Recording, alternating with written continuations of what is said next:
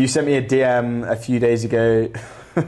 Hypothetically speaking, it was confidential. It's not now, right? So not cool. now. I can do it live. It's all good now. If a European company were to say not Nano Banana off the top spot of the leaderboard for the best image model in the world, would that be interesting to cover on ECN? And I replied, if you can make it happen, let's do it, hypothetically. Not hypothetical anymore. Congratulations. You've done it.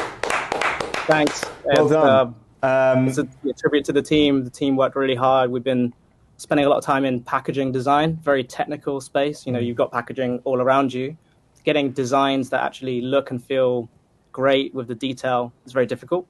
And we were using the models that were already out there and trying to push them to their limit, just, you know, trying to make better prompts and workflows and systems. We couldn't quite get there.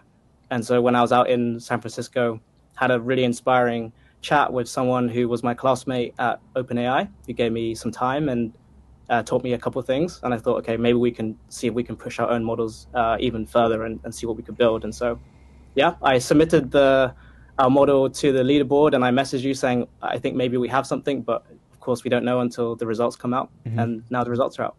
Wow, really, really, really cool. There's a few things there. Just saying you've won and won against like Google, ByteDance, Alibaba, Black Forest Labs. Like that is mad. Yeah, seriously nuts. So congratulations. Seriously nuts. No. It deserves more time. I'd be keen to pay close attention to the benchmarks and see how that progresses. But a huge congrats for getting the #1 spot. And there's a few things here. So I'd love to talk about is this a new pivot?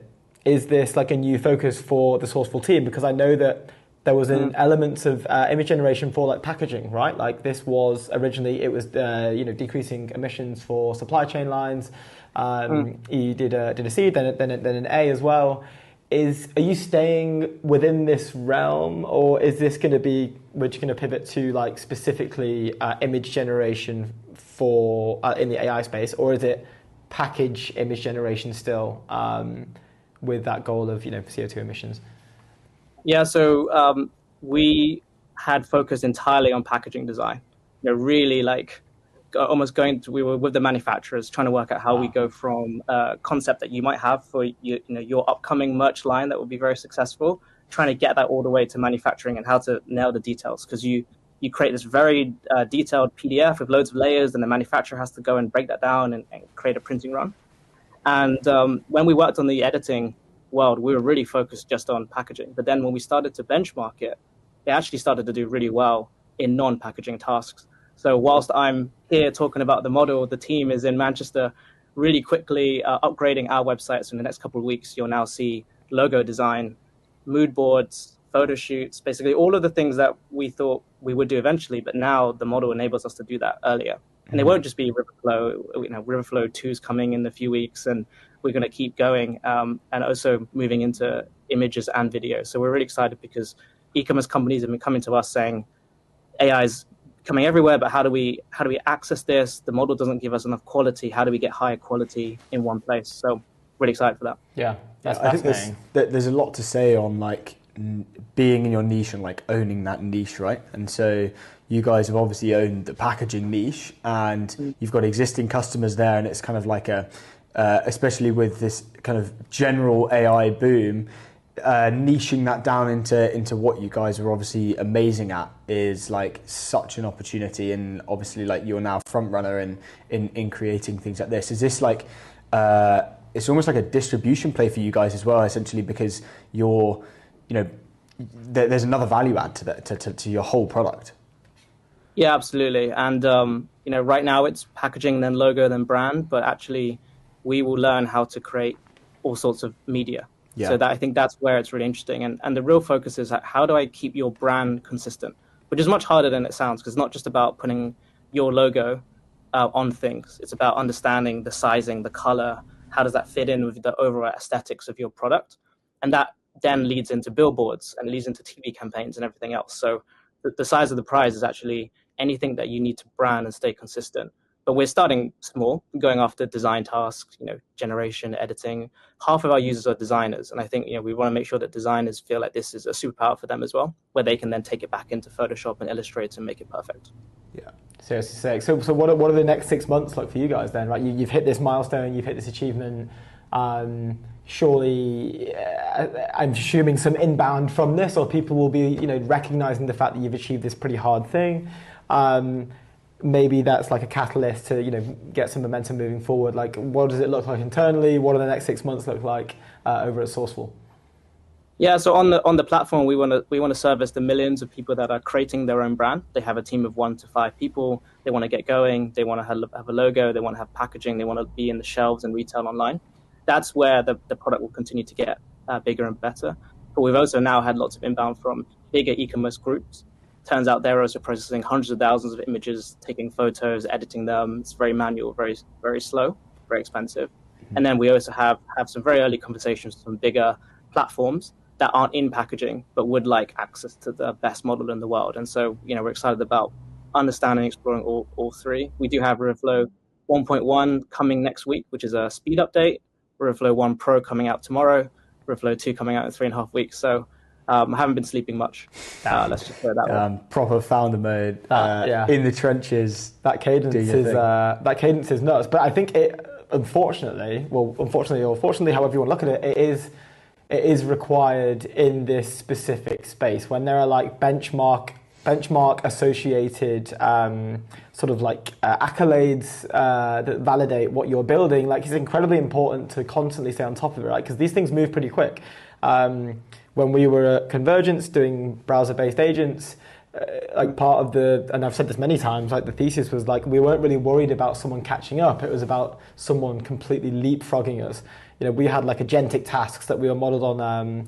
I forget the name of the benchmark now, but like we had, the usual players of the world models, and then we were kind of on there. We were number 1 for a bit, then we were number 2, then we were number 1, and then we were 3, then we were 1 again. So like it was constantly moving, and the cadence was incredibly quick there. And it sounds like you guys are aware of that, and it's going to have no impact on the cadence that you're shipping, which already is clearly very high.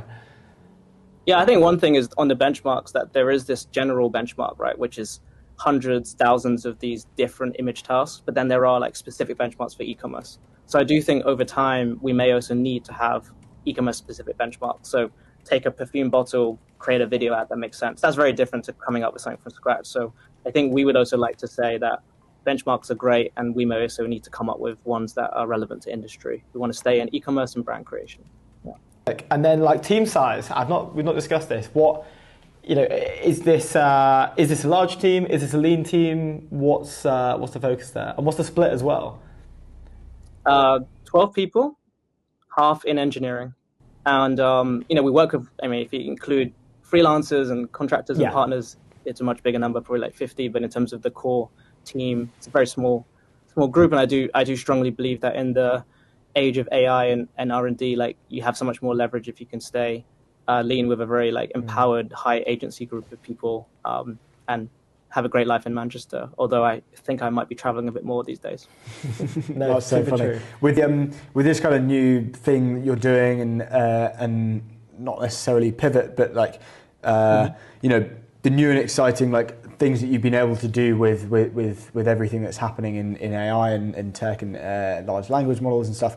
What's the plan for raising any more money? Are you going to try and hyperscale this, or is this like, you want to not work slowly because obviously you're shipping quickly, but like working kind of systematically, or are you looking to like really hyperscale what you're doing and make sure that you kind of put your kind of flag in the ground essentially with all the other players moving quickly as well and with huge budgets, right?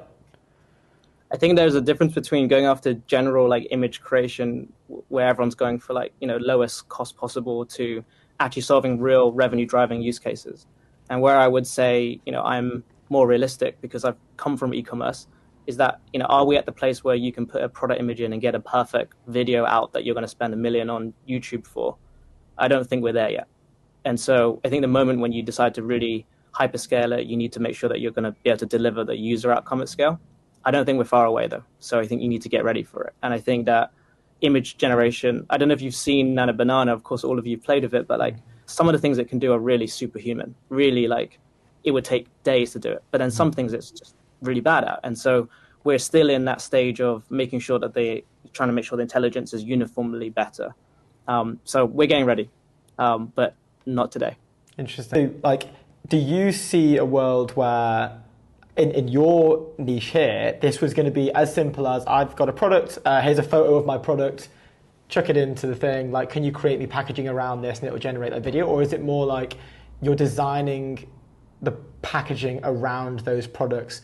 Again, is it like a simple, I take a picture of this, throw it in there, or is it text-based? Like, how does that work? Because right now I can create, films if I want on these other generation things. Obviously, you guys aren't making films, but in that regard, is it going to be as simple as just like text to everything I need?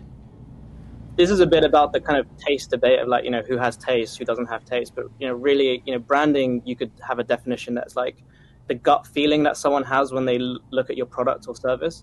Trying to get that gut feeling translated into some 10,000 word prompt that then goes into this complex model is hard. So I think a lot of the time that we spend is actually, for brands that exist, can you encode the brand's DNA into a structure where you can then roll out all of these ads? And for people creating brands from scratch, how do you extract that from them?